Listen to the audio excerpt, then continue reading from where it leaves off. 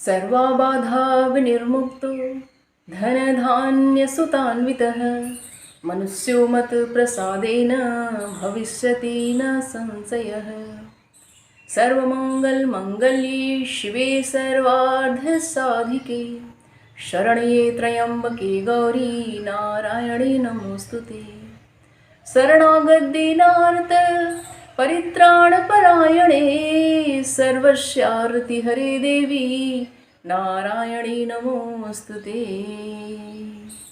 नमस्कार दोस्तों, कैसे हैं आप सभी लोग। दोस्तों, आज हम बात करेंगे एक ऐसे समय के बारे में, एक ऐसे चमत्कारिक और शक्तिशाली समय के बारे में जिसमें हम शिव और शक्ति की विशेष कृपा पा सकते हैं। यह ऐसा चमत्कारिक और शक्तिशाली समय होता है कि इसमें हम सच्ची श्रद्धा और भक्ति से अगर माँ आदिशक्ति की आराधना करें तो हम अपने किसी भी प्रकार की समस्या हो उसकी पूर्ति कर सकते हैं, अपनी किसी भी प्रकार की मनोकामना हो उसको पूर्ण कर सकते हैं। दोस्तों, वीडियो को पूरा देखिएगा क्योंकि पूजा पाठ की जो बातें होती हैं उसमें आपका कनेक्ट होना बहुत ज़रूरी होता है, क्योंकि पूजा पाठ में भाव और श्रद्धा ज़्यादा इम्पॉर्टेंट होता है। अगर आप बात पूरी अच्छे से समझ नहीं पाएंगे तो उस चीज़ को अपने आप से कनेक्ट नहीं कर पाएंगे। दोस्तों, अगर आपने मेरा चैनल अभी तक सब्सक्राइब नहीं किया है तो प्लीज़ इसको सब्सक्राइब कर लीजिएगा, वीडियोज़ को लाइक कीजिएगा, वीडियोज़ को अपने फ्रेंड्स और फैमिली में शेयर कीजिएगा। नोटिफिकेशन का जो बेल है उस पर टच करके ऑल पे क्लिक कर दीजिएगा। दोस्तों, हिंदू शास्त्र में 4 नवरात्रों के बारे में बताया गया है। 2 प्रकट नवरात्र और 2 अप्रकट नवरात्र। अप्रकट नवरात्र को हम गुप्त नवरात्र भी कहते हैं। जो प्रकट नवरात्र है, एक हमारा चैत्र महीने में वार्षांतिक नवरात्र आता है और दूसरा क्वार महीने में शारदीय नवरात्र आता है। और जो हमारा गुप्त नवरात्र यानी कि अप्रकट नवरात्र जो है, एक आषाढ़ महीने में पड़ता है और दूसरा माघ महीने में पड़ता है। हमारे जो ये चारों नवरात्र आते हैं ये 3-3 महीने के अंतर पे पड़ते हैं। वार्षांतिक नवरात्र और शारदीय नवरात्र की तो हर घर में धूमधाम से पूजा पाठ किया जाता है, माँ आदिशक्ति का स्वागत किया जाता है। लेकिन गुप्त नवरात्र के बारे में जनमानस में यह धारणा बनी हुई है कि यह नवरात्र हम घर गृहस्थी वालों के लिए नहीं होता है। इसमें केवल तांत्रिक लोग और साधु सन्यासी लोग ही इसमें पूजा पाठ करते हैं। इतने लोगों को तो इसके बारे में जानकारी ही नहीं है कि गुप्त नवरात्र होता क्या है। यह समय इतना शक्तिशाली होता है कि तांत्रिक लोग अपनी शक्ति को बढ़ाने के लिए, साधु सन्यासी लोग अपना तपोबल बढ़ाने के लिए और सिद्धियां प्राप्त करने के लिए इस समय का प्रयोग करते हैं। तो सोचने वाली बात है कि अगर हम साधारण घर गृहस्थी वाले लोग इस समय का प्रयोग अपनी मनोकामना पूर्ति करने के लिए, अपनी किसी भी प्रकार की संकट को दूर करने के लिए, अपनी चिंता को दूर करने के लिए भगवान शिव और माँ आदिशक्ति की पूजा पाठ, उनकी आराधना करें तो हमारी समस्या का निदान कितनी जल्दी हो सकता है। गुप्त नवरात्र की एक खास बात यह है कि इसमें अपना पूजा पाठ, अपना मंत्र जप, अपना अनुष्ठान गुप्त रखा जाता है, जिससे कि उसमें कोई विघ्न बाधा नहीं आती है और मनोकामना पूर्ति जल्दी होती है। अगर आपकी या हम सभी में से किसी की भी ऐसी कोई गुप्त समस्या है, यानी कि जिससे केवल आप परेशान हैं, आप अंदर ही अंदर बहुत ही चिंतित हैं और अन्य कोई इसके बारे में नहीं जानता है, तो यह समय सबसे उचित है उस समस्या के निराकरण के लिए। माँ के सामने प्रार्थना करिए, उनका पूजन अर्चन कीजिए, माँ निश्चय ही उस संकट को दूर करेगी।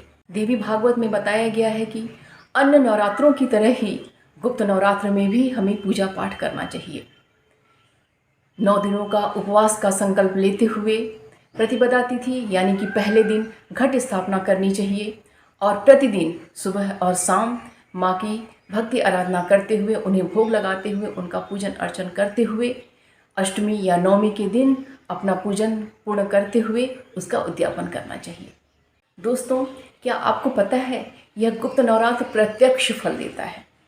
इसी गुप्त नवरात्र में ऋषि विश्वामित्र और ऋषि वशिष्ठ ने पूजा आराधना करके, तपस्या करके सिद्धियां प्राप्त की और अद्भुत शक्तियों के स्वामी बन गए।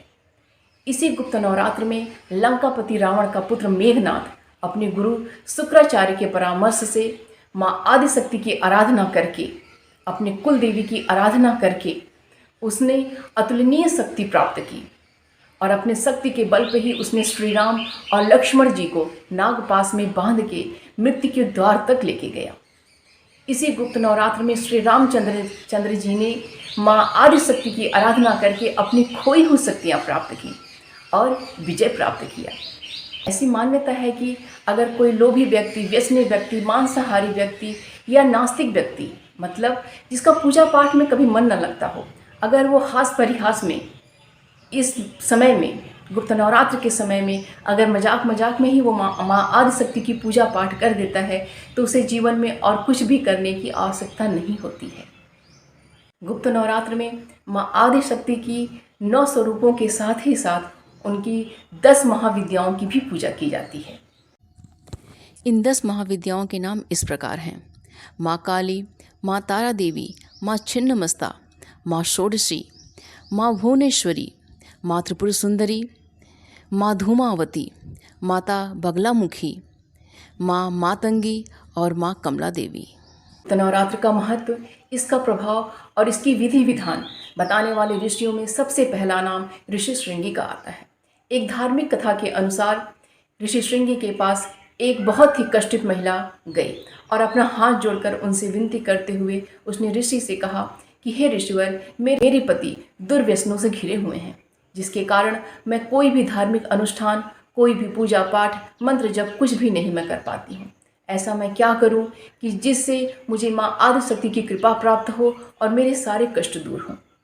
ऋषि ने उस महिला को गुप्त नवरात्र में माँ आदिशक्ति की विधि विधान से पूजा करने के लिए कहा। उस ऋषिवर ने उनसे कहा कि तुम गुप्त नवरात्र में माँ आदिशक्ति की नियम से, विधि विधान से पूजा करो, निश्चय ही तुम्हारे कष्टों से तुम्हें मुक्ति मिल जाएगी। और उस महिला ने वैसा ही किया और उसका पति सन्मार्ग की ओर बढ़ गया और उसके सारे कष्ट दूर हो गए। यह गुप्त नवरात्र का कालखंड ऐसा है जो कि अवश्य ही फलीभूत होता है।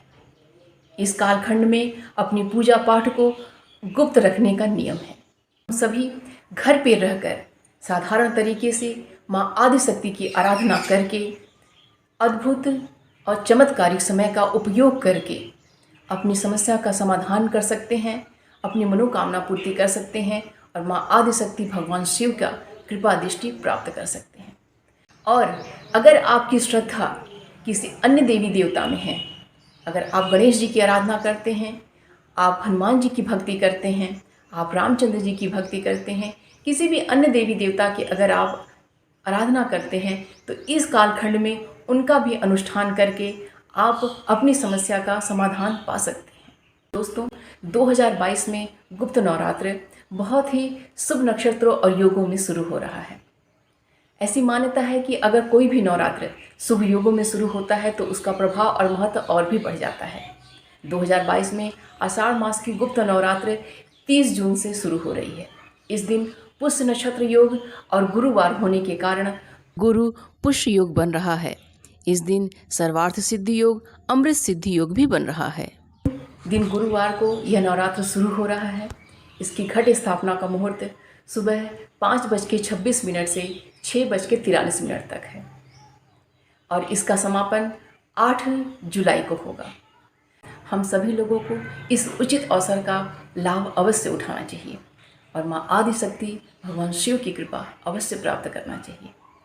ओम जयंती मंगला काली भद्रकाली कपालिनी दुर्गा क्षमा शिवा धात्री स्वाहा सदा नमोस्तुते।